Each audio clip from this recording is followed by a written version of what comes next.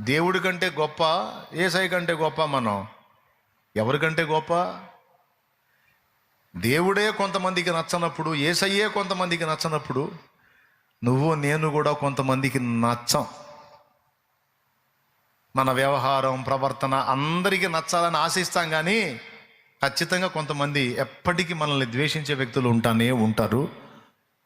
అది ఈ సమాజ స్థితి. కొంతమంది మాట్లాడే మాటలు మనం తీసుకుంటే డ్యామేజ్ అవుతాం. ఆ మాటల్ని ఇటు విని ఇటు వదిలేసి దేవుని స్వరాన్ని కనిపెట్టుకొని, దేవుడు నా గురించి ఏమనుకుంటున్నాడు, దేవుడు ఏమంటున్నాడు అన్న దాన్ని పట్టుకొని వెళ్ళావనుకో, ఇక ఎవడెంత వాగినా, ఎవడేమనుకున్నా, ఏ తల్లి ఏమన్నా నీ గొడవ ఉండదు, నీకు సమస్య ఉండదు. కాబట్టి ఫస్ట్ పాయింట్ చెప్తున్నాను, దేవుని మాటనే పట్టించుకో. జనుల మాటలు నీవు లక్ష్య పెట్టాల్సిన అవసరము లేదు.